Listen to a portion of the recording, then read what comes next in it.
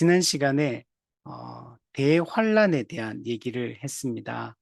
세대주의가 주장하는 대환란, 어, 대환란은 없다라고 얘기를 했습니다. 그냥 우리 종말 기간 동안에 일반적인 환란만 있다. 예수님을 믿고 따름으로 인하여서 우리는 고난, 이 환란이 있다. 그러나 이것은 대환란이 아니라 어, 일반적인 환란이다. 이렇게 얘기를 했습니다. 예수님은 도둑같이 갑자기 이 땅에 오실 것이고 또 평안하다, 안전하다 할 그때 오실 것이라고 말씀했습니다. 일상적인 삶을 살아가고 있는 동안에 예수님이 오실 것입니다. 그러므로 우리가 일반적인 환란을 당하며 우리가 살아가게 되겠지만 그러나 갑자기 예수님 재림 직전에 대환란이 일어나는 것은 아니다라고 얘기를 했습니다. 오늘은 대적그리스도에 대한 얘기를 하려고 합니다. 어, 세대주의는 이 대적그리스도 예수님 재림 직전에 어, 그냥 일반적인 우리 종말 기간에 나타나는 이 적그리스도가 아니라 한 인물로 강력한 한 세력으로 또 한 인물로 결국에는 등장하게 될 것이다. 그래서 대적그리스도가 나타나게 될 것이고 하나님과 교회를 대적하게 될 것이다. 라고 이렇게 주장을 하는데 우리가 여기에 대해서 우리 개혁주의 종말론에서는 우리 그렇지 않다. 네. 그냥 일반적인 이 종말 기간 동안에 적그리스도의 활동은 계속되지만 그러나 대적그리스도로 예수님 재림 직전에 한 귀결되는 그런 인물이 나타나는 것은 아니다. 그래서 대환란이 없듯이 대적그리스도도 없다. 이렇게 우리가 생각을 해야 됩니다. 그리고 배교에 있어서도 일반적인 배교는 계속 일어납니다. 예수님 재림하시기 전까지 일반적으로 배교는 계속됩니다. 우리 철로역정에도 보면 처음부터 교회로 아예 안 들어오는 사람이 있는가 하면 교회 안으로는 들어오는데 참된 믿음을 갖지 못하고 이제 배교하는 이런 사람들에 대한 이 내용들이 철로역정의 대다수를 차지합니다. 그래서 철로역정에 있는 그 수많은 인물들이 등장하는데 그 인물들은 교회 밖에 있는 자들이 아니고 대부분이 거의 한 95% 이상이 그 교회 안으로 들어와 있는 사람들을 이야기합니다. 그런데 그들이 그 대다수가 지옥을 향하는 샛길로 빠져서 결국에는 영원한 멸망에 처해지는 것을 볼 수가 있습니다. 우리 예수님 하나님 나라 비유 중에 예수님께서 그물 비유를 하셨습니다. 그 그물 비유는 그물 안에 고기를 잡았는데, 그러니까 그물 안으로 들어왔다는 얘기는 교회 안으로 들어왔다는 얘기라는 거. 근데 그물 안으로 들어왔다고 해서 그게 다 쓸모 있는 고기는 아니라는 겁니다. 그물 안으로는 들어왔지만 다시 분리하는 것을 볼 수 있어요. 좋은 고기와 못된 고기를 분리해서 못된 고기는 바깥에 다 버려서 밟히게 되는 것을 볼 수가 있습니다. 알곡과 가라지 비유 같은 경우는 세상과 교회를 분리시키는 겁니다. 교회 안과 교회 밖을 분리시키는 개념이라면 거물 비유는 교회 안에서 또다시 분리가 되어진다는 것을 보여주고 있습니다. 그래서 이 배교라는 것은 교회 안으로 들어왔는데 거기서 또다시 믿음을 부정하고 거부하고 떠나는 것을 볼 수 있어요. 대부분의 사람들이 교회 안에 들어올 때는 뭔가 목적을 가지고 들어오지만 예수님을 믿고 따름으로 인하여 환란이 핍박이 찾아오면 다 떠나게 됩니다. 배교하고 교회를 떠나게 됩니다. 그래서 이런 종말 기간 동안에는 예수님께서도 말씀하셨고 사도 바울도 말했던 것처럼 이 배교 현상이 계속됩니다. 종말 기간까지. 그러나 일반적인 이런 배교는 계속되겠지만 대배교가 일어나는 것은 아니다. 그래서 우리는 기본적으로 우리 개혁주의 종말론에서는 대환란, 대적그리스도, 대배교 이런 거는 없다. 일반적인 적그리스도의 활동, 일반적인 믿음으로 인한 환란, 일반적인 교회 안에서 이 배교 현상 이런 것들은 계속되어진다. 이렇게 생각을 해야 됩니다.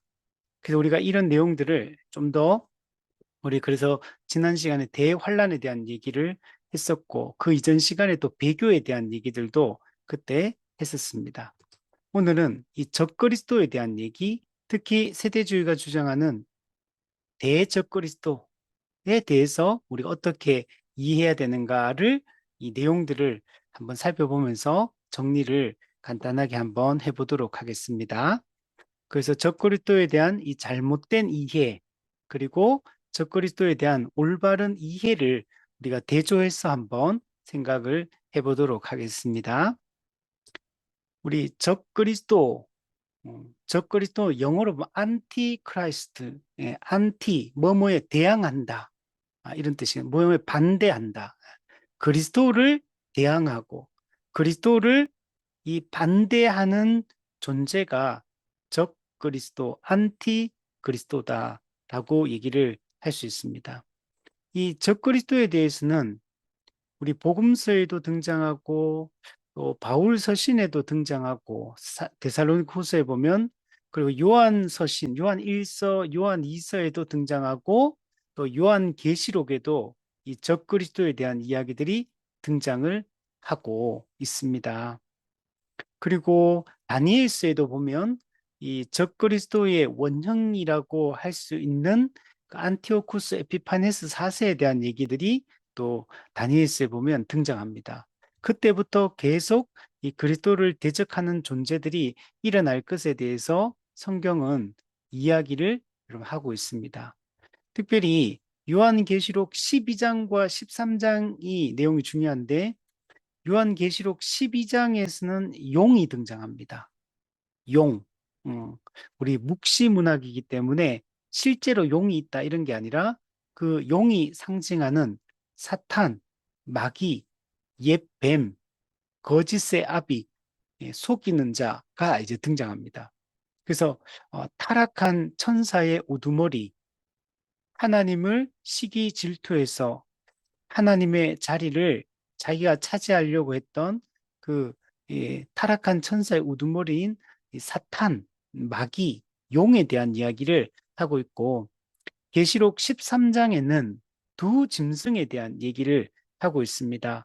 바다에서 올라오는 첫 번째 짐승, 땅에서 올라오는 두 번째 짐승에 대한 얘기를 합니다. 이 첫 번째 짐승은 바다에서 올라오고 이 짐승은 용으로부터 권세를 받습니다. 마귀가 자기의 권세를 위임해서 그리고 생긴 것도 마귀에 비슷해요. 그 묘사하는 것들 보면. 그래서 마귀로부터 용으로부터 권세를 위임받아서 적그리스도가 활동을 하고 또 두 번째 올라온 두 번째 짐승 이 거짓 선지자에게도 또 그 권세가 위임되어서 또 종교적으로 이 거짓된 가르침을 통해 사람들을 미혹하고 이 적그리스도의 우상을 만들어서 그 적그리스도의 우상을 섬기고 이 경배하게 하는 것들을 볼 수 있습니다. 그래서 이 계시록 12, 13장이 나오는 용, 첫 번째 짐승 적그리스도, 두 번째 짐승 거짓 선지자 이 세 개를 합쳐서 악의 삼위일체다 이렇게 얘기합니다. 우리가 성경에 성부, 성자, 성령 삼위 하나님에 대한 얘기를 하고 있잖아요.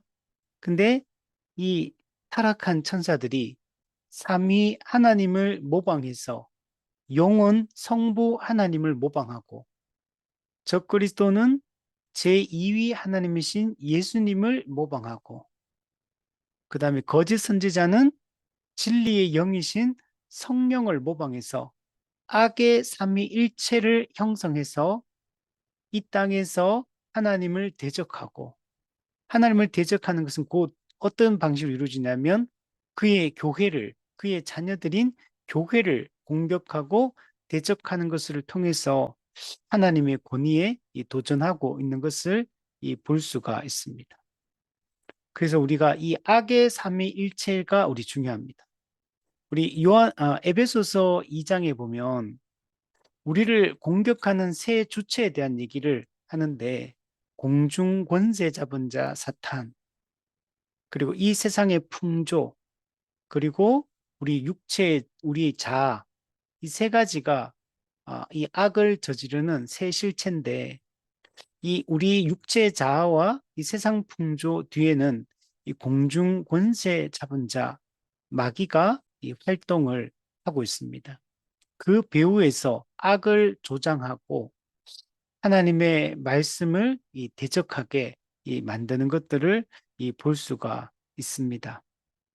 그래서 우리 마귀 사탄이 어떤 방식으로 이 땅 가운데서 그 자기의 그 권세를 떨치냐면 이 두 짐승을 통해서 그 권세를 떨칩니다.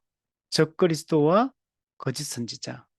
이 적그리스도와 거짓 선지자는 이거는 천사들을 얘기하는 게 아닙니다. 어, 이거는 적그리스도와 거짓 선지자는 이 땅에 있는 인간, 인간 세력, 이 악의 세력들을 통해서 하는 이 마귀가 역사한다라는 것들을 보여줍니다. 적그리스도는 일종의 이 정치적 권력, 정치적 힘을 가지고 교회를 대적하는 존재이고, 이 거짓 선지자는 이 종교적 이 권력, 종교 권력, 종교적인 이 가르침을 통해서, 왜곡된 가르침을 통해서 교회를 대적하는 세력입니다. 그래서 정치적으로, 종교적으로 교회를 박해하고 대적하는 이런 존재들이 활동한다.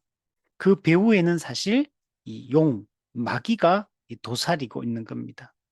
그래서 그 용의 권세를 받아서, 그래서 용의 그 권세와 그 힘으로 이 땅 가운데 역사하는 것들을 보게 됩니다.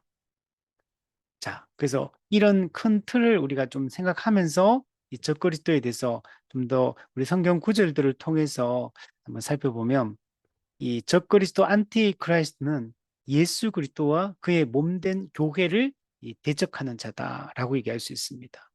적그리스도는 재밌는 게 예수 그리스도를 사실 모방하면서 예수 그리스도를 부정하는 자예요. 모방하는데 그런데 대적해요. 양면적이죠. 예. 모방하면은 좋아서 모방할 텐데, 근데 이제 모방하는 이유가 그리스도를 대적하고 반대하기 위해서 이 모방을 하는 겁니다. 그래서 기본적으로 적그리스도는 그리스도를 대항하고 대적하는, 반대하는 그런 존재다라고 할 수 있습니다. 요한 1서 2장 22절에 보면 예수께서 그리스도이심을 부인하는 자가 아니냐, 아버지와 아들을 부인하는 그가 적그리스도니, 이렇게 말해요. 적그리스도는 예수가 그리스도이심을 부인하는 자입니다. 예수가 그리스도, 이 예수는 사람이신 그리스도입니다. 이 땅에 이 혈과 육을 입고 이 땅에 태어나셨던 그분, 나사렛에서 사셨던 그분, 그리고 이분 십자가에 못 박혀 죽으셨던 그 예수, 그 예수가, 그리고 십자가 죽었다가 부활하신 그 예수가 그리스도이시다라는 걸 부정합니다. 우리 사도행전에 보면 사도 바울이 1차, 2차, 3차 전도 여행을 하는데 그 가르침의 핵심이 뭐냐면 예수가 그리스도시요, 예수가 주이심을 선포하는 것들을 볼 수가 있습니다.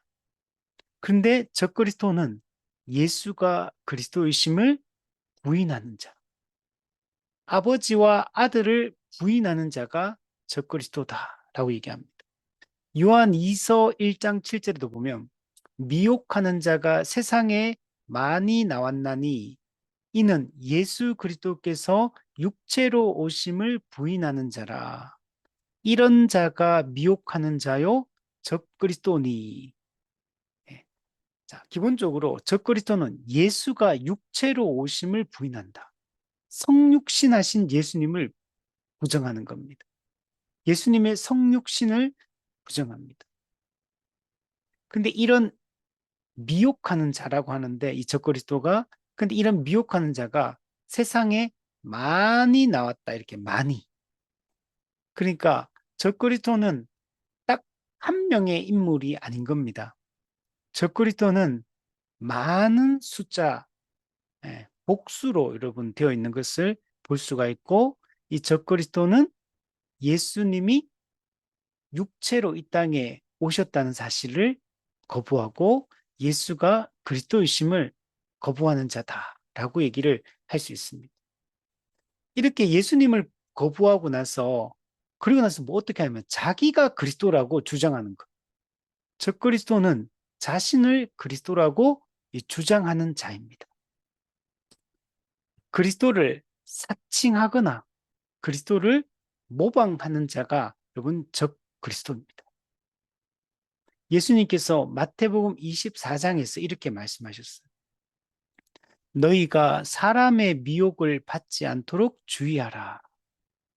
많은 사람이 내 이름으로 와서 이르되 나는 그리스도라 하여 많은 사람을 미혹하리라.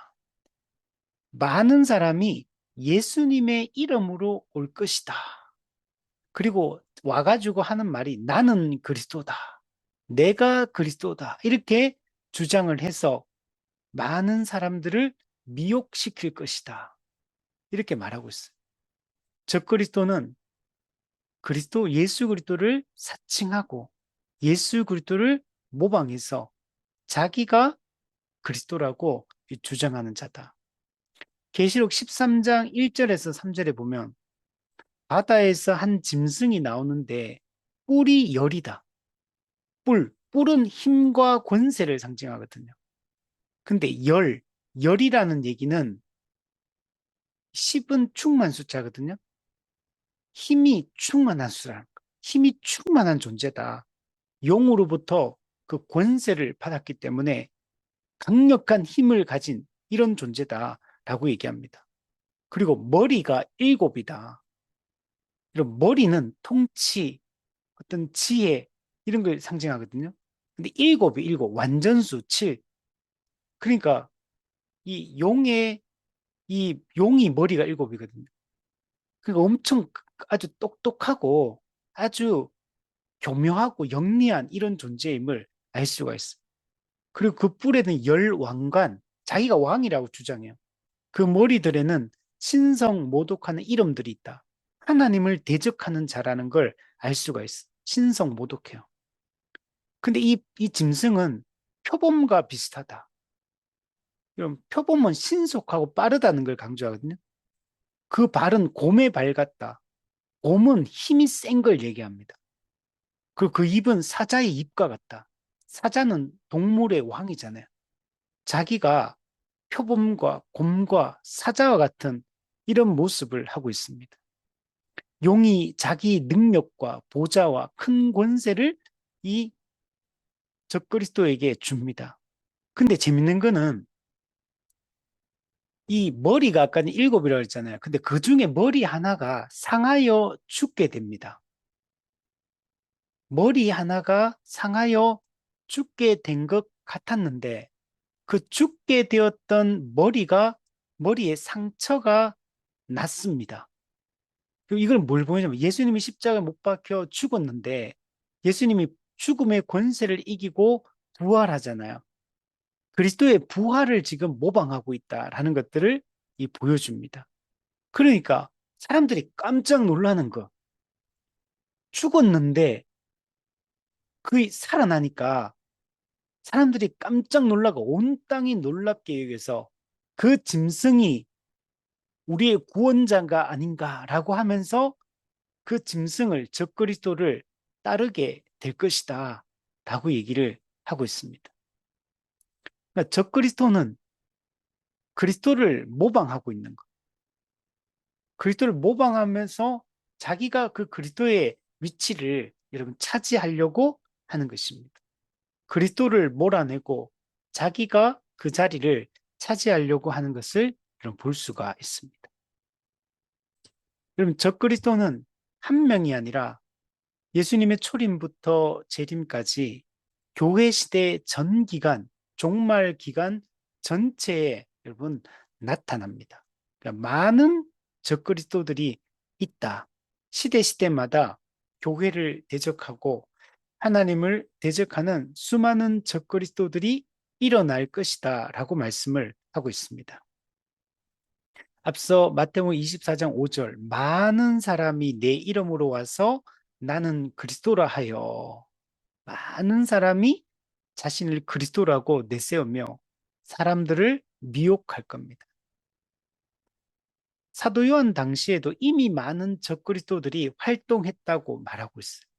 요한 2서 1장 7절에 보면 미혹하는 자가 세상에 많이 나왔나니 예, 예수께서 육체로 오심을 부인하는 자라 이런 자가 미혹하는 자요 적그리스도다. 그리고 이제까지 예수님 당대부터 해서 지금까지 많은 적그리스도가 일어났었고 그리고 앞으로도 많은 적그리스도가 예수님 재림할 때까지 여러분 나타날 것이라고 말씀을 하고 있어요. 요한 1서 2장 18절 말씀을 보면 지금은 마지막 때라.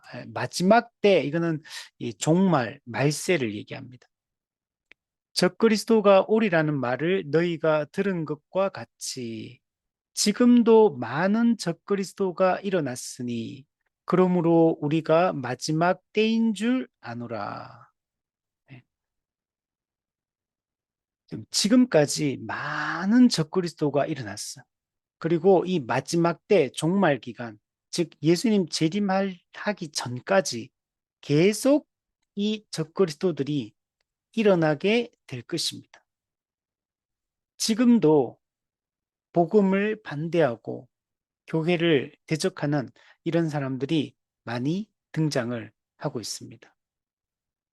그래서 지금 우리가 살고 있는 지금 이 시대에 또 대한민국이라는 이 상황 속에서는 우리가 이런 정치적, 사회적 박해를 받을 일들이 거의 뭐 없지만 그러나 과거에는 이런 믿음으로 인하여 많은 박해를 받았고 또 지금도 여전히 지구촌 어딘가에는 또 이 정치적 박해, 이 사회적 박해가 아주 개인적 박해가 강력하게 일어나는 곳들도 아직 많습니다.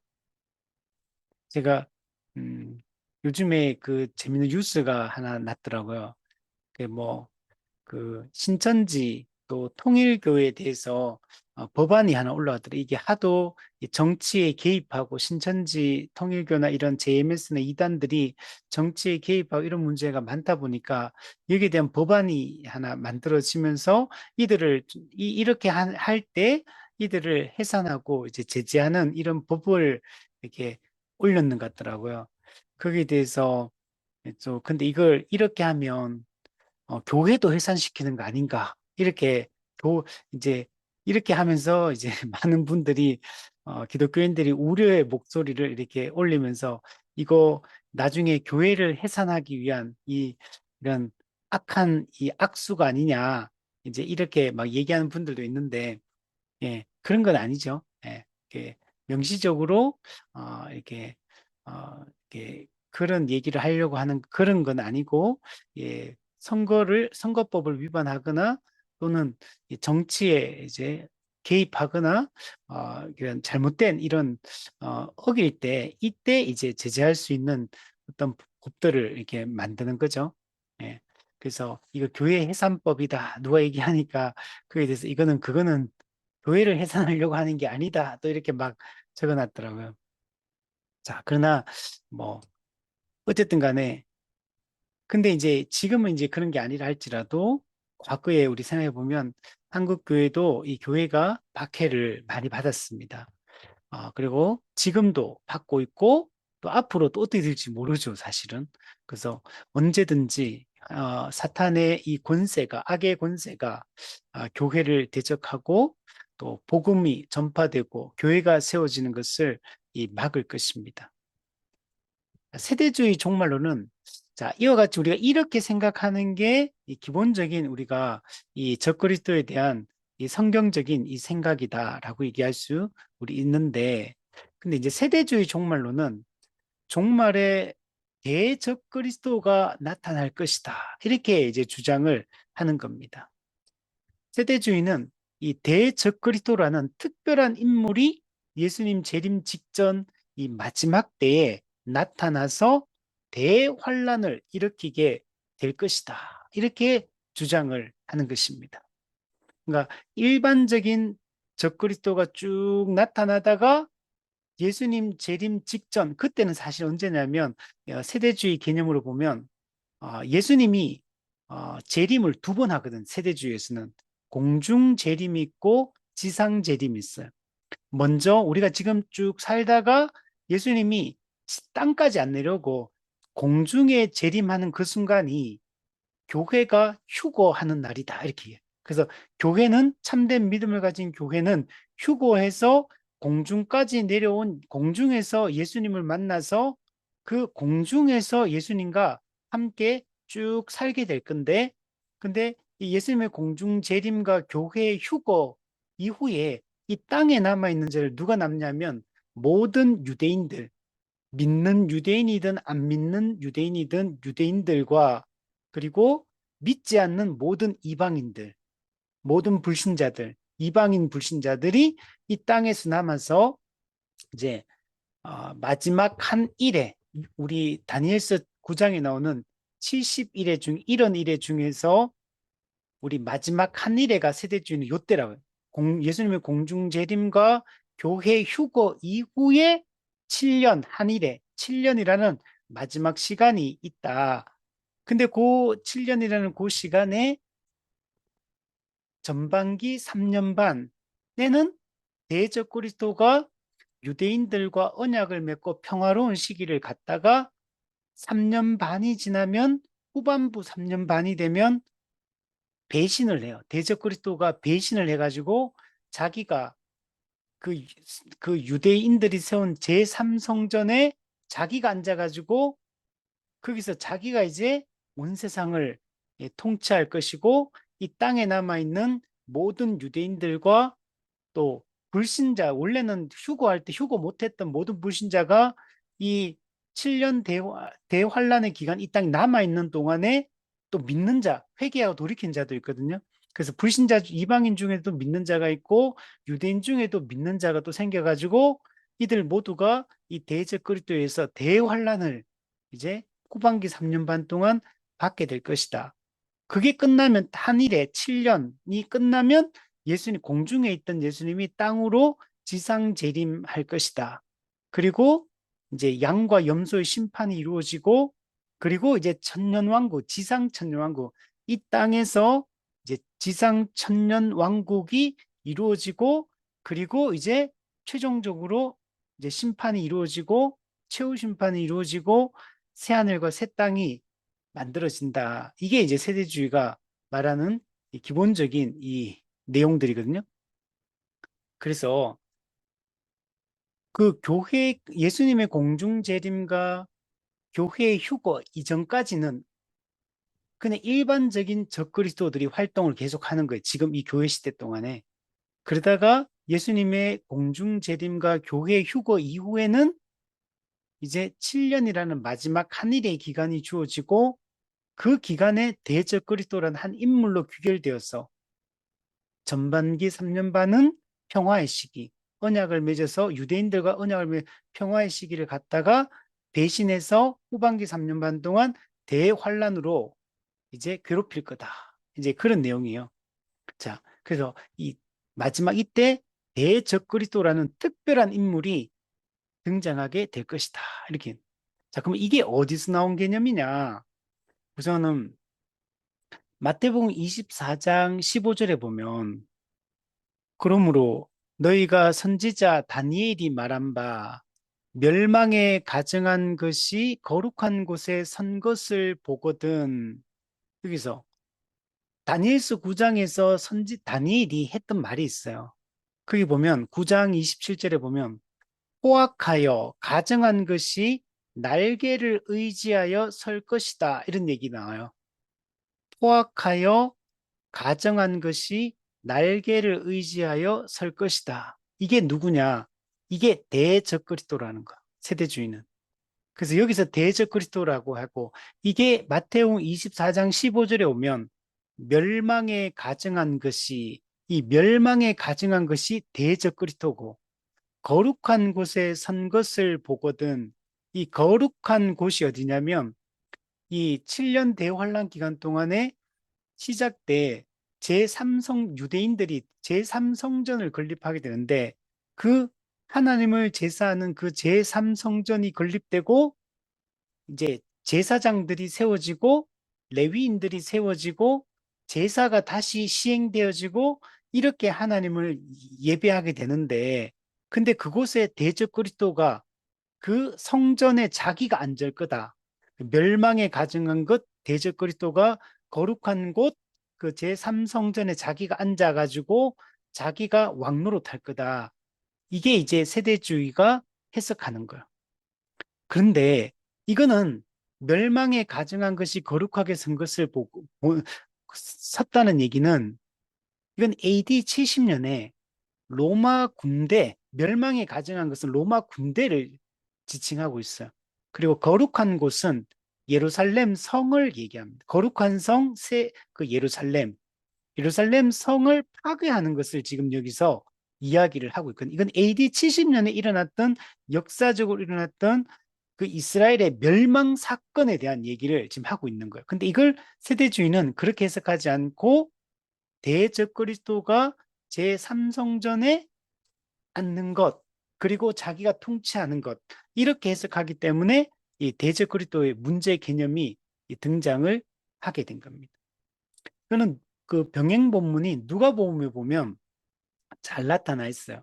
로마 군대가 예루살렘 성을 포위하게 되고 그 로마 티투스 장군에 의해서 예루살렘 성이 함락이 됩니다. 그래서 AD 70년에 이스라엘 나라가 무너지게 돼요. 그러다가 이게 1900년대 다시 현대 이스라엘이 다시 건국이 된 겁니다. 그래서 그 사건을 얘기하는 건데 이게 오해를 한 거예요. 자, 마태복음 24장 6절 7절에 무슨 데살로니가 후서 2장 3절 4절 여기도 보면 이런 얘기가 있어요. 누가 어떻게 하여도 너희가 미혹되지 말라. 먼저 배교하는 일이 있고 자, 그리고 저 불법의 사람, 곧 멸망의 아들이 나타나기 전에는 그날이 마지막 때가 재림이 이제 이르지 아니한다. 자, 여기서 중요한 이거. 저 불법의 사람, 멸망의 아들. 요게 이제 대적 그리스도라는 거. 자, 그는 대적하는 자라.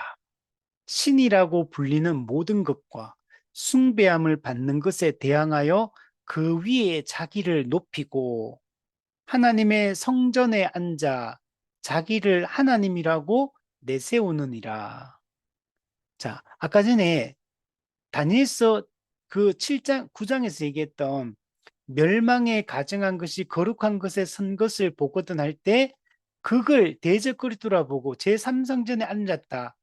그렇게 해석하는 게 이 데살로니가 후서 2장과 연결해서 보면 그게 맞는 말처럼 보여요. 여기 보면 대적하는 자, 신이라고 불리는 모든 것, 숭배함을 받는 모든 것 위에 자기를 높인다. 그리고 자기를 높이고 하나님의 성전에 앉아. 그러니까 그러면 다니엘서 그 9장에 그게 거룩한 곳에 섰다는 말이 자기가 하나님의 성전에 앉아가 자기가 왕노릇 하는 거구나. 자기가 하나님이라고 내세우는구나. 이렇게 해석하기가 쉬운 거예요. 근데 이거는 그런 이제 그 다니엘서 9장을 이걸 가지고 와서 그렇게 해석할 수가 없습니다. 지금 여기서 얘기하는 거는 그 세대주의자들은 이걸 대적그리스도 불법의 사람 멸망의 아들을 대적그리스도라고 해석을 해서 그리고 그 아까 전에 했던 그 해석과 이걸 연결시켜서 이제 대적그리스도가 마지막 때 나타난다 이렇게 해석을 하지만 이거는 여기서 불법의 사람 멸망의 아들이 적그리스도인 거는 맞아요. 그러나 이게 대적그리스도를 얘기하는 건 아니에요. 그는 바울 서신을 다 이게 봐도 이런 그 공중재림, 지상재림, 대적그리스도, 대환란 이런 개념들이 없어요. 그러니까 이거는 그런 게 아니라 일반적인 그냥 적그리스도가 종말 기간, 초림과 재림 사이에 일반적으로 활동한다라는 얘기를 지금 여기서 하고 있는 걸로 해석을 하는 것이 여러분 맞는 겁니다. 자, 그리고 마태복음 24장 6절 7절에 보면 이 세대주의는 대적 그리스도가 나타나가지고 마지막 예수님 재림 직전에 어떤 일이 일어나냐면 난리와 난리 소문을 듣게 될 것이다. 민족을 나라가 나라를 대적하여 일어날 것이고 곳곳에 기근과 지진이 일어날 것이다. 그래서 이런 것들이 예수님 재림의 징조다. 이렇게 얘기하면서 이거는 대적그리스도에 의한 대환란을 묘사하고 있는 거다라고 이렇게 해석을 하는데 이것도 그렇게 해석하면 안 되고 종말 기간 전체에 일어나는 일반적인 환란을 그냥 얘기를 하고 있는 거. 그리고 이 내용들이 그러니까 이 이게 대환란을 이제 대적그리스도에 의한 대환란을 이렇게 말하는 게 아니고 일반적인 환란이고 그리고 뒤에 보면 뭐가 있냐면 이게 재난의 끝이다 이렇게 말하지 않고 이제 재난의 시작이다 이런 말이 있어요. 재난의 환란의 시작이다 이 말은 아직 끝이 안 왔다는 얘기를 하는 거예요.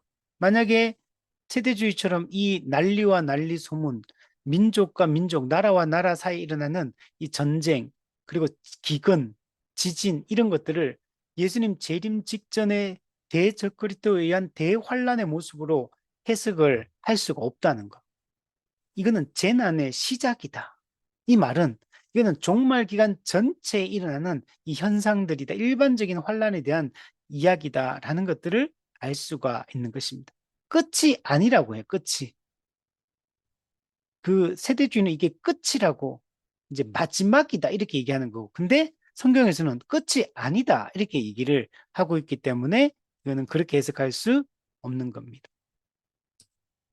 세대주의는 대적그리스도가 예수님 재림 직전에 세계 정부를 세울 것이다.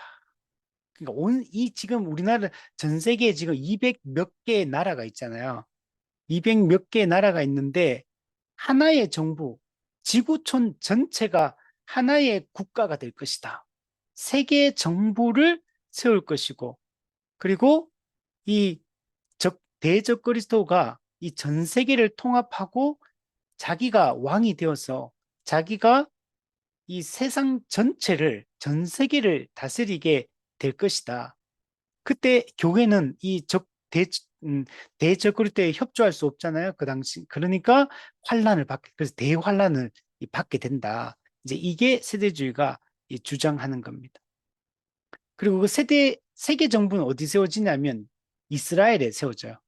그리고 예루살렘은 세계 정부의 수도가 될 것이고, 그리고 대적 그리스도는 마지막 한일의 7년 대환란의 그 첫 해에 그 유대인들과 언약을 맺어가 이제 평화로운 시간을 유대인들과 유대인이 중심이거든. 세대주의는 이방인 교회는 아무 의미가 없어요.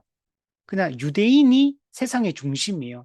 유대인 중심의 언약이에요. 전부 다 모든 게. 그래서 유대인들과 언약을 맺고 했지만 중간에 3년 반이 지난 후에 배신해서 자기가 거기에 성전에 앉아서 자기가 이제 모든 걸 통치한다. 이제 이런 개념으로 이야기를 하고 있는 겁니다. 그래서 이 세계 정부의 출현 그리고 대적 그리스도의 그 활동, 그 악한 통치, 이런 게 있을 거다. 그러니까 이 대환란의 시기에 우리가 믿음을 잘 지켜야 된다. 이제 이런 식으로 이야기를 하고 있는 겁니다. 자, 그래서 다니엘서 9장 27절에 보면 그가 장차 많은 사람들과 더불어 한 일해 동안의 언약을 굳게 맺고 아까 얘기했죠.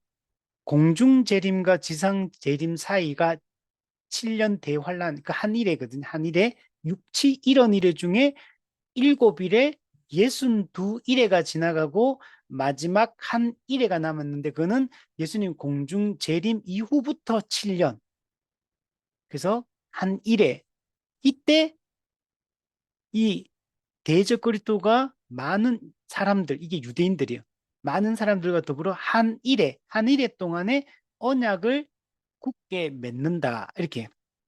그게 3년 반 동안, 7년 전체 기간에 한일회의 평화의 언약을 맺었는데, 근데 이제 중간에 배신한다는. 자, 그러나 이거는 그 말이 아니에요. 여기서 그가는 대적 그리스도를 얘기하는 게 아니고, 앞에 보면 기름 부음 받은 자를 얘기해요. 기름 부음 받은 자 메시아, 예수 그리스도를 상징하고 있습니다.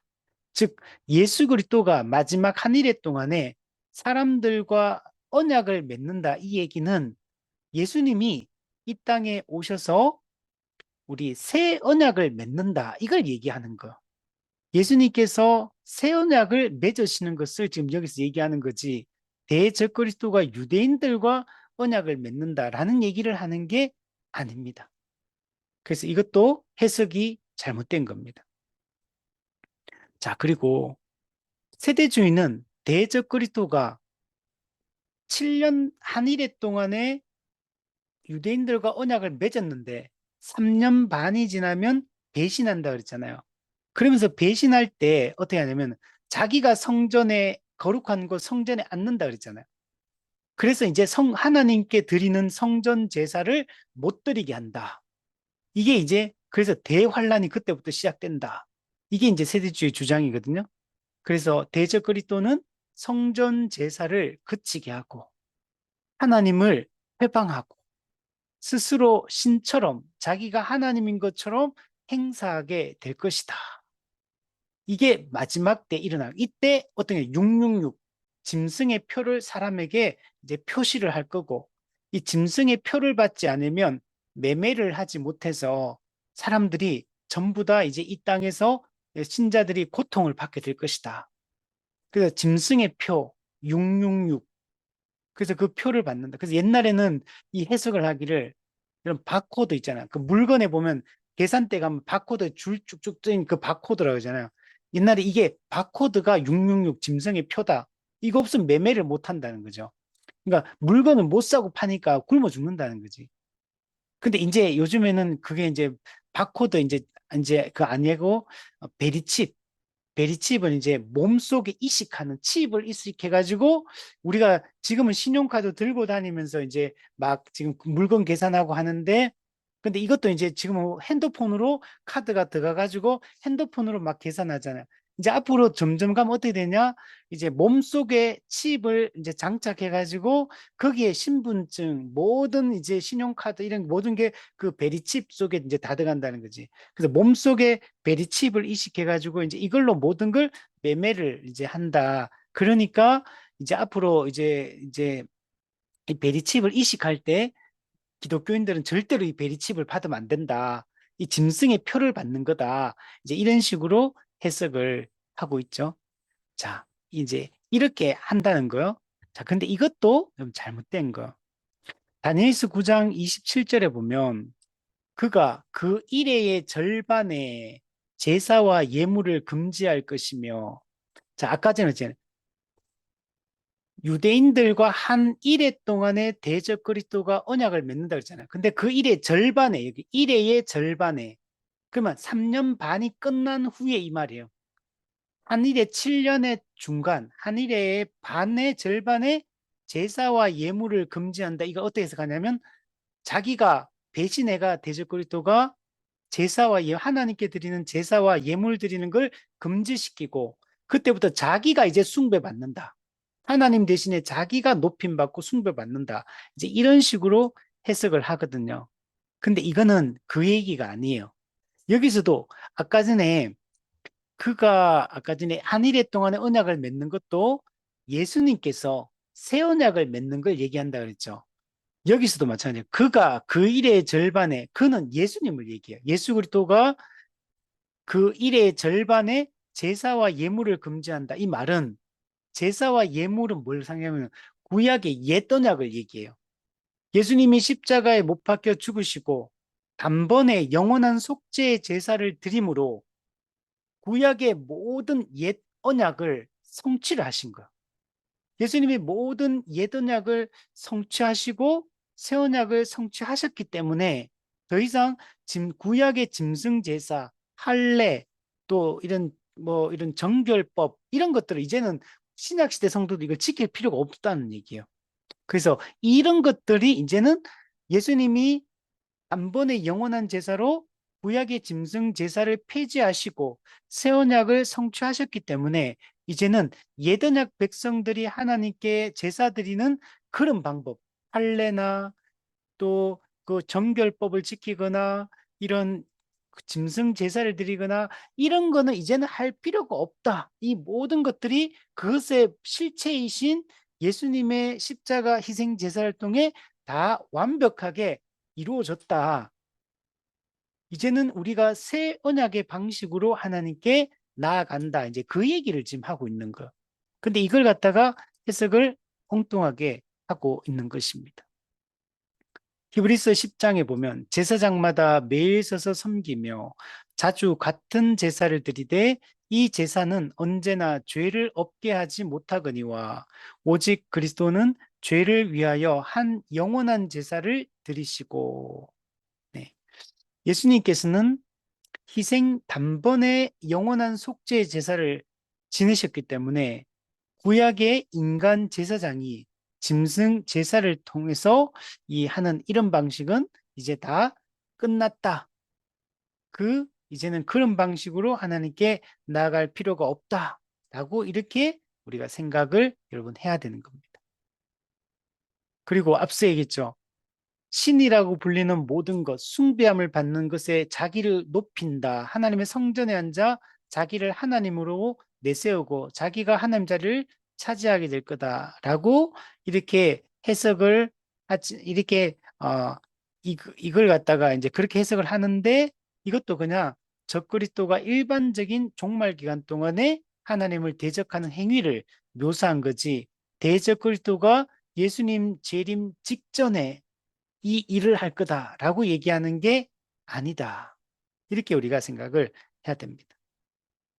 그래서 세대주의가 주장하는 이 대적그리스도 개념은 많은 문제점이 여러분 있는 겁니다.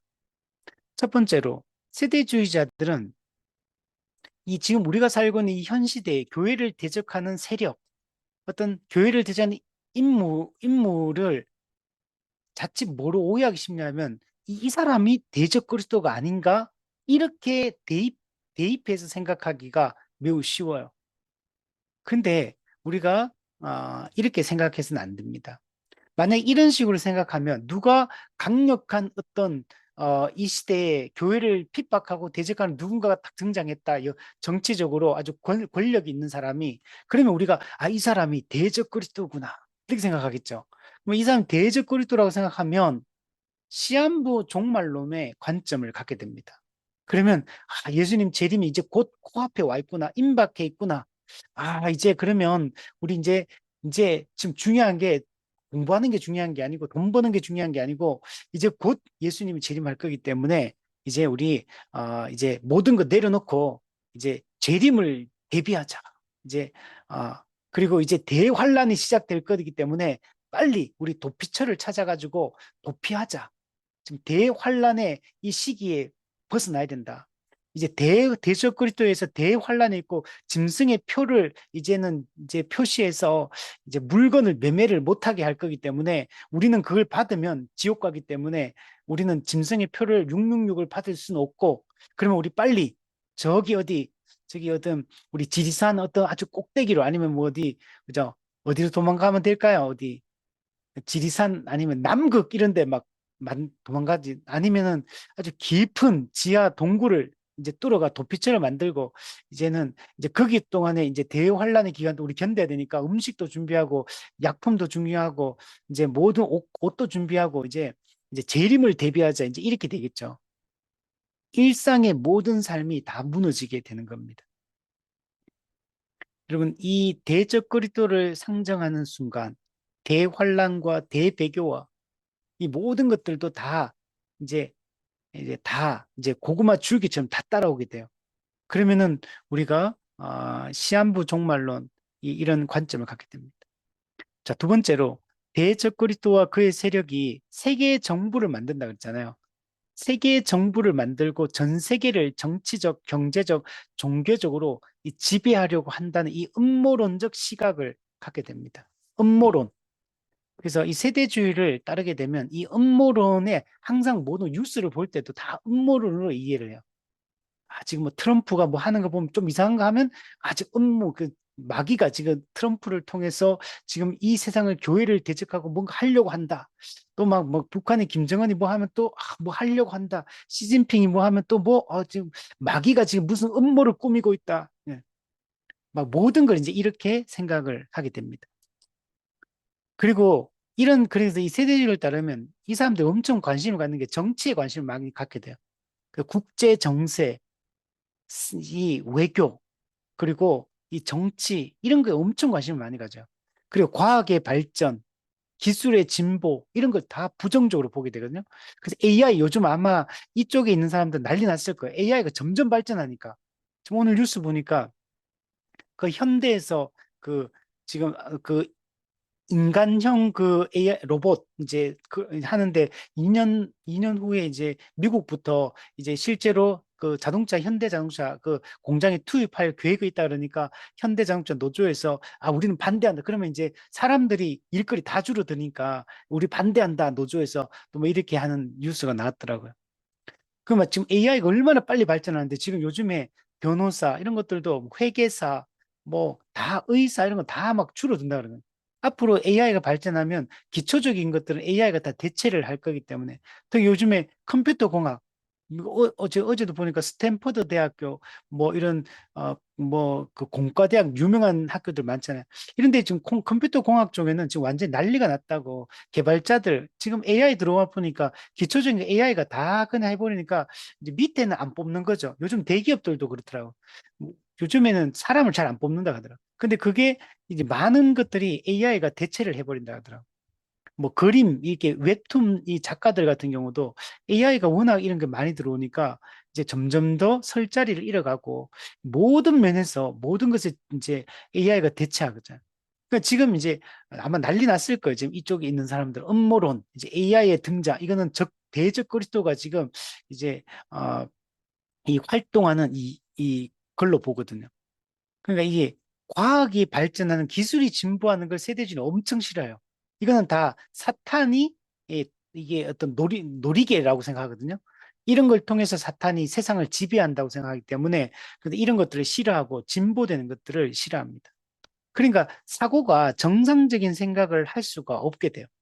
모든 게 음모론, 국제 정세, 기술의 발전, 모든 것 문화적인 거, 대중문화, 모든 걸 다 사탄이 뒤에서 음모를 꾸미고 있다. 예, 교회를 죽이기 위해서 이 활동하고 있다. 그래서 뭐 우리 그 일루미나티 뭐 이런 얘기들 그리고 프리메이슨 이런 사람들 그전 세계 국가를 초월해서 각 이제 모든 이런 어, 이 똑똑한 사람들 이런 사람들이 지금 전 세계적인 네트워크를 만들어 가지고 지금 대적 그리스도가 세상을 지배하기 위한 이런 음모를 꾸미고 있다. 자, 이제 이런 생각들을 이제 갖게 되는 거죠. 근데 이런 생각은 전부 다 이원론에 근거한 생각입니다. 이런 사람들이 이렇게 하는 거야. 하나님과 사탄의 지금 대결 구도 이렇게 보는 거. 하나님과 사탄이 이 세상을 지금 양분해가지고 지금 다스리고 있다. 하나님과 사탄의 이 대결 구도로 이해를 하는 겁니다. 그러나 여러분 그렇지 않습니다. 이 세상을 지금 하나님과 사탄이 양분해서 이쪽은 하나님이 다스리고 이쪽은 사탄이 다스리는 게 아니에요. 지금도 하나님이 한 번도 그런 적은 없어요. 천지를 창조할 때부터 예수님 재림할 때까지 항상 하나님이 모든 걸 다스리고 온 세상의 주인이시며 온 세상을 여러분 통치하고 있어요. 인간이 타락하고 선악과를 따먹고 타락하고 세상이 변질되고 난 후에는 마귀가 이 세상을 지배하는 게 아니고 여전히 하나님이 온 세상을 통치하고 여러분 다스리고 있다는 걸 생각을 해야 돼요. 사탄은 하나님의 허락이 없으면 아무것도 할 수가 없습니다. 하나님이 허락하는 범위 내에서만 사탄도 활동을 하고 있는 거예요. 대표적으로 그걸 잘 보여주는 사상이 욥기에 보면 이런 게 그 욥의 자녀들과 아들들이 이제 하나 이제 있는데 온전하고 정직하고 하나님을 경외하고 악에서 떠난 자라고 칭찬받는 이런 사람들이 있었는데 이 하늘에서 어떤 회의가 열린 하늘에서 어떤 일이 있었냐면 선한 천사들이 하나님 앞에 나오고 사탄도 하나님 앞에 딱 나왔어요. 그래서 하나님께 사탄에게 네가 어디서 왔느냐? 그러니까 땅을 두루돌아 여기저기 다녀왔나이다. 그러니까 하나님이 사탄한테 네가 내 종 욥을 유의하여 보았느냐? 그와 같이 온전하고 정직하고 하나님을 경외하고 악에서 떠난 자는 세상에 없느니라. 그러니까 사탄이 하나님께 욥이 어찌 까닭없이 하나님을 경외하리까? 하나님께서 그와 그의 집과 그의 모든 소유물을 울타리로 둘러서 보호해 주시고 복을 주시니까 그 소유가 넘치고 복을 받으니까 그렇게 욥이 하나님을 섬기는 게 아니겠습니까? 이렇게 얘기합니다. 그러면서 이제 주님의 손을 펴서 그 욥의 소유물을 치소서 그리하시면 욥이 틀림없이 하나님 당신을 향하여 욕할 것입니다. 이렇게 얘기하니까 하나님이 사탄에게 내가 그의 소유물을 다 내 손에 맡기노라. 다만 그의 몸에는 내 손을 대지 말지니라. 그래서 딱 하나님이 사탄에게 허락하는 범위가 딱 있는 거예요. 그래서 사탄이 물러가 가지고 실제로 욥의 소유물을 칩니다. 이게 몇 번 반복이 돼요. 근데 그때마다 사탄이 나가 가지고 욥을 막 치는 게 아니고 하나님이 허용하신 범위 내에서만 허락하시는 범위 내에서만 사탄이 활동하고 있는 것들을 여러분 볼 수가 있습니다. 그래서 여러분 이 여러분 대적 그리스도의 활동을 우리가 이런 식으로 생각을 하게 되면 하나님과 사탄이 강력한 힘으로 서로 양분해서 세상을 통치하고 있는 것으로 이런 이원론적인 이런 생각들을 갖게 되는 것은 성경이 말하고 있는 하나님과 사탄의 관계를 완전히 왜곡하는 거짓된 가르침임을 우리가 잊지 말아야 됩니다.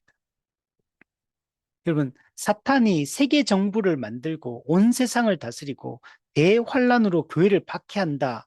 이런 생각은 누가 그러면 더 세다는 얘기예요.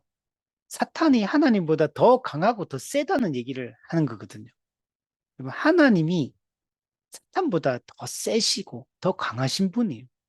그럼 사탄이 하나님보다 더 강하고 예수님보다 더 강해가지고 다른 것들을 지배하는 게 아니라는 걸 생각해야 돼요. 마태복음 3장 27절에 사람이 먼저 강한 자를 결박하지 않고는 그 강한 자의 집에 들어가 세간을 강탈하지 못하리니 결박한 후에야 그 집을 강탈하리라. 여기서 강한 자는 사탄을 얘기합니다. 사탄을 더 강한 자이신 예수님이 와가지고 사탄을 결박하고 사탄에게 빼앗겼던 그 영혼을 구출해서 사람들을 구원하는 것. 이게 예수님의 십자가 초림사역의 결과를 얘기하는 것. 이걸 똑같은 걸 요한계시록 20장 1절 3절에 보면 이렇게 표현합니다.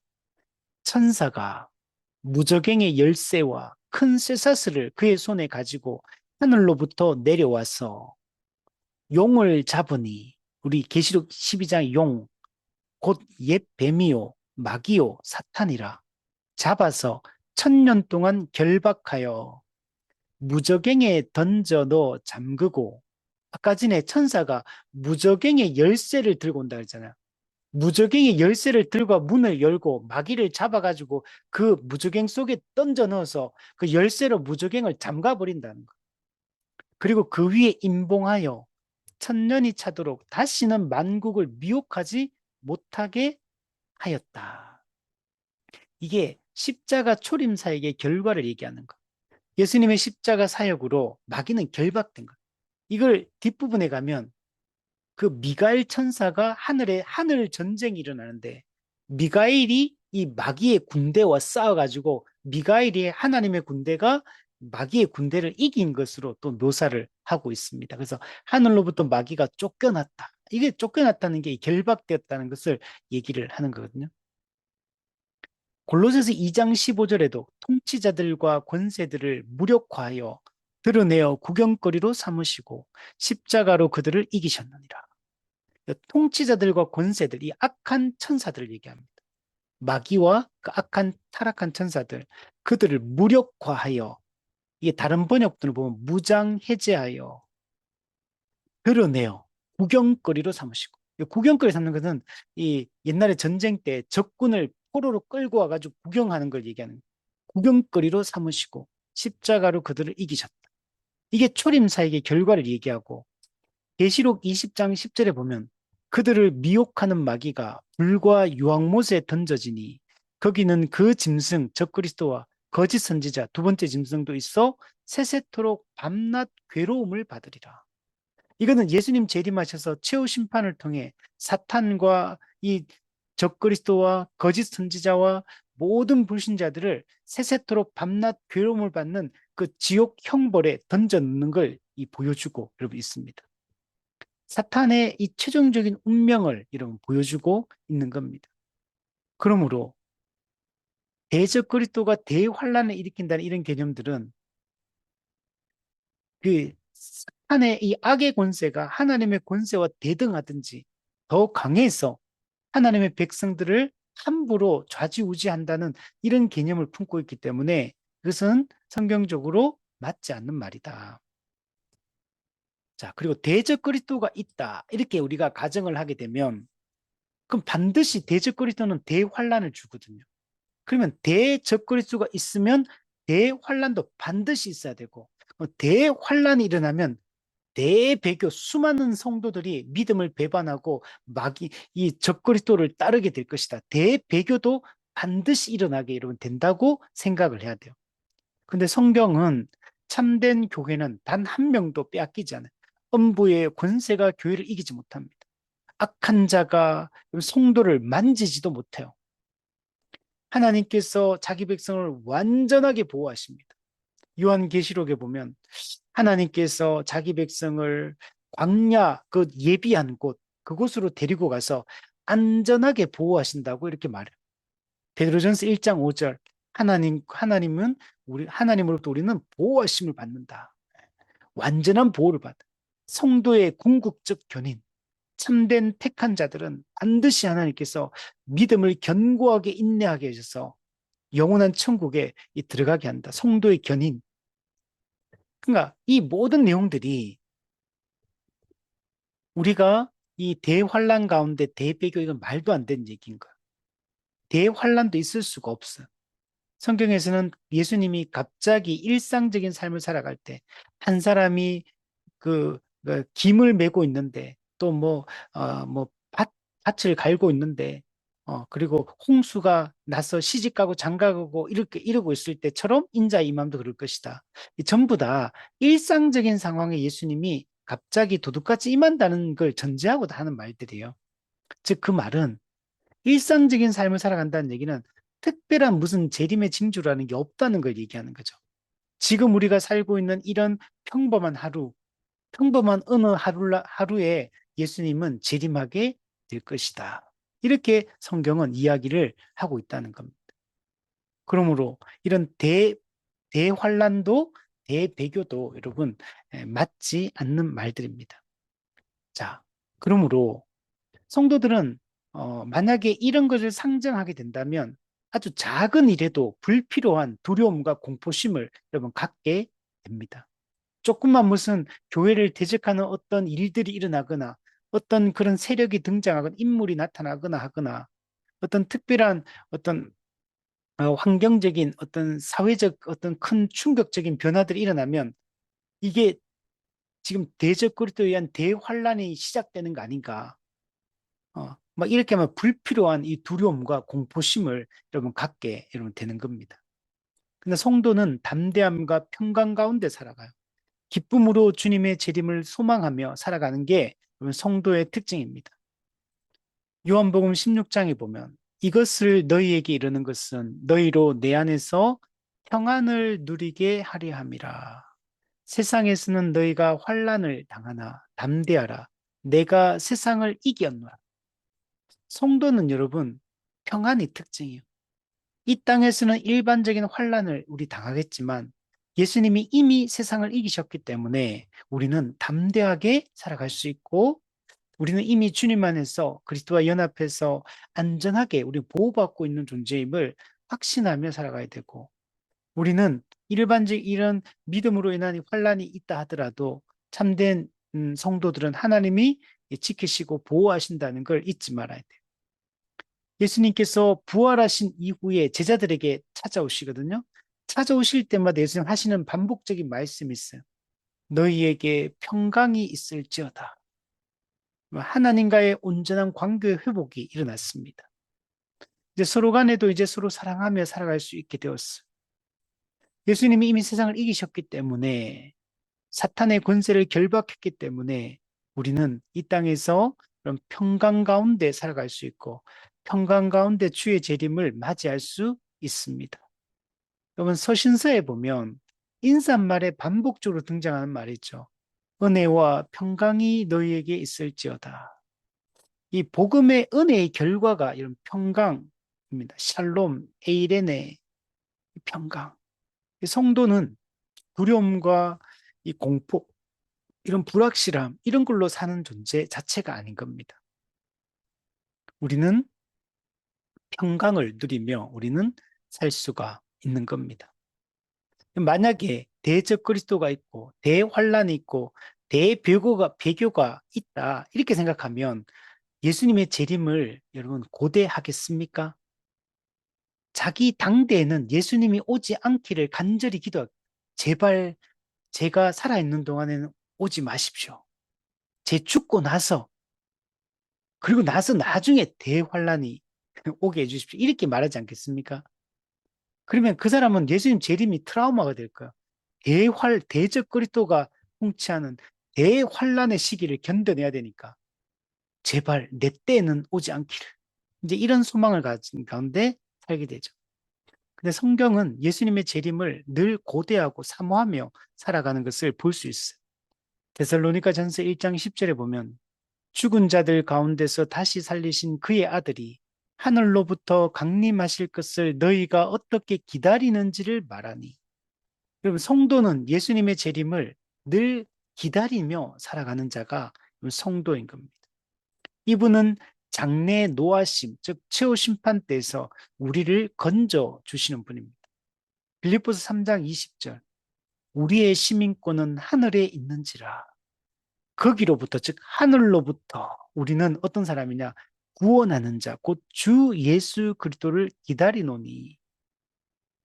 신자의 가장 큰 소망은 주님의 재림을 여러분 소망하는 것, 재림을 기다리는 것. 우리 1순위 기도 제목은 계시록 22장 20절에는 내가 진실로 속히 오리라 하시거늘 아멘 주 예수여 오시옵소서. 마라나타. 아멘 주 예수여 오시옵소서. 사도 바울도 내가 육신을 떠나 그리스도와 함께 있는 것이 나의 가장 강력한 소망이다 라고 얘기했거든. 우리도 예수님이 어서 재림하셔서 속히 하나님의 나라가 완성되기를 꿈꾸며 살아갈 때 예수님의 그 신랑 신부 비유에도 열처녀 비유 보세요. 늘 신랑을 기다리고 신랑을 기다리는 신랑 대신 그리스도를 기다리는 것이 신부인 교회의 가장 강력한 소망이에요. 오늘날은 결혼하면 우리나라는 바로 이제 신혼여행 갔다 와서 신혼부부가 이제 같이 살지만 이 당시 이스라엘은 이 결혼을 정혼을 하고 난 이후에 1년 동안은 각자 집에 살아요. 남편은 신랑은 신랑 집에, 신부는 신부 집에 1년 동안 살다가 법적 부부가 된 이후에도 1년 있다가 1년이 딱 지나면 신랑이 신부를 데리러 와가지고 신부를 데리고 신랑 집으로 가서 그때부터 이제 같이 한 부부로서 실제로 삶을 살게 됩니다. 그 신부는 늘 누구를 기다리냐면 정혼한 이후에 늘 신랑을 기다리며 사는 게 신부의 이 모습이거든요. 결혼한 신부에게 그 풍습에서는 신랑을 기다리는 게 가장 강력한 소망. 어서 언제 오나 신랑이 언제 오나 늘 이렇게 기다리고 동구밭에 나가서 언제 오나 신랑이 언제 오나 이걸 기다리는 게 이게 신부거든요. 근데 그 신부가 제발 신랑이 늦게 오기를, 한 달 후에 오기를, 두 달 후에 오기를 이렇게 생각하지 않는다. 왜냐면 신랑이 오는 게 신부에게 가장 복된 날이기 때문에 가장 기쁨의 잔칫날, 혼인잔치 가장 충만한 기쁨을 누린 날이기 때문에 이제 그걸 고대하는 거죠. 우리는 우리의 최고 기도 제목, 가장 먼저 해야 될 기도 제목, 예수님의 재림을 우리 소망하고 이 재림 신앙을 가지고 살아가는 우리가 되어야 됩니다. 정리하면 성도는 예수님이 언제 재림하실지 우리는 알지 못합니다. 그때와 시기는 하나님께 있습니다. 우리는 주님이 언제 오실지 모르기 때문에 우리는 늘 정신을 차리고 깨어서 이 땅을 살아가야 됩니다. 예수님은 언제든지 오실 수 있음을 기억하고 항상 주의 재림을 준비하는 삶을 우리는 살아야 됩니다. 그리고 주님이 다시 오실 때까지 주어진 사명에 충성하며 살아가는 것이 가장 중요합니다. 특별한 이 특정한 어떤 대적거리 또한 인물, 사건 이런 것들이 없다는 사실을 알고 불필요하게 이런 사건이 일어나고 이 세상이 이렇게 돌아가는 거 보니까 재림할 때가 되셨구나 이렇게 예측하지 말라는 얘기예요. 그거하고 아무 상관없으니까 혹시 대지진이 일어나든지 여러분 뭐죠? 뭐 홍수가 일어나든지 아니면 여름과 겨울이 바뀌는 이 계절의 변화가 일어나도 그게 예수님 재림의 징조가 아니라는 사실을 잊지 마시고 국제 정세나 정치사적으로나 역사적으로나 경제적으로나 어떤 사건이 일어나도 그거하고 예수님의 재림하고는 아무 상관이 없다는 걸 잊지 마시고 그런 데 흔들리지 말고 예수님은 가장 평온한 때, 가장 일상적인 때 예수님은 갑자기 임하신다는 이 사실을 알고 세월을 아껴서 주님 앞에서 부끄러울 것이 없는 일꾼으로 우리 살아가기를 힘써야 됩니다. 대적 그리스도와 그의 세력이 세계 정부를 만들어 자기 마음대로 세상과 교회를 좌지우지할 것이라는 이 생각을 버려야 됩니다. 대적 그리스도가 세상을 통치하는 게 아니고 마귀가 통치하는 게 아니라 살아계신 하나님이 온 우주의 통치자이시며 몸된 교회를 눈동자같이 지키고 있음을 잊지 마시고 두려움과 공포를 버리고 평안한 일상을 우리는 살아가는 것이 중요합니다. 정치, 경제, 사회, 문화, 과학 등 이 모든 영역이 대적 그리스도가 사용하는 무기가 될 것이다. 이런 생각을 버려야 됩니다. 대적그리 이런 걸 통해서 우리를 교회를 핍박하고 공격하고 할 거라는 이런 음모론적 생각을 버려야 됩니다. 이 모든 것들은 전부 다 하나님이 주신 일반 은총입니다. 우리 정치, 경제, 사회, 문화, 과학, 예술, 기술의 진보, AI 무서워할 거 없어요. 다 하나님이 주신 일반 은총입니다. 그래서 우리가 이런 것들을 하나님 안에서 바르게 인식하고 바른 방식으로 사용하고 이렇게 우리가 하면 됩니다. 대적 그리스도, 대환란, 대비교에 대한 이런 건 없다. 이런 두려움을 버리고 주변에서 음모론적 이 시각을 자꾸 유포하고 퍼뜨리는 이런 것들에 휘둘리지 말고 항상 깨어서 주님의 재림을 고대하고 사모하며 우리 살아갔으면 좋겠고 대적 그리스도가 있는 게 아니라 종말 기간 전체 동안에 지금도 일반적인 적 그리스도가 활동하고 있다는 걸 알고 경계하며 살아가는 것이 중요합니다. 우리가 또 대적 그리스도가 없다 그러니까 적 그리스도가 없다 이렇게 생각하면 안 돼요. 대적 그리스도가 없다고 얘기했지 적 그리스도의 일반적인 활동이 없다고 말하지 않았어. 시대마다 적 그리스도가 나타나서 그리스도를 대적하고 교회를 핍박하고 반대하고 우리의 믿음을 무너뜨리기 위해서 온갖 수단과 방법을 동원해서 최후의 마지막 발악을 하고 있는 것이 이 종말 기간임을 알고 항상 말씀으로 깨어 있고 교회에 적극적으로 교회적 삶을 살아가고 더 긴밀하게 교회적 삶을 살아가는 것 외에는 마음을 지키고 믿음을 지키고 살아갈 수 없음을 알고 늘 영적인 활동에 마음을 쏟고 거기에 최우선순위를 두고 우리 살아가고 언제든지 우리의 믿음을 방해하고 하나님과의 관계를 깨뜨리고 교회로서 합당하게 살아가는 것을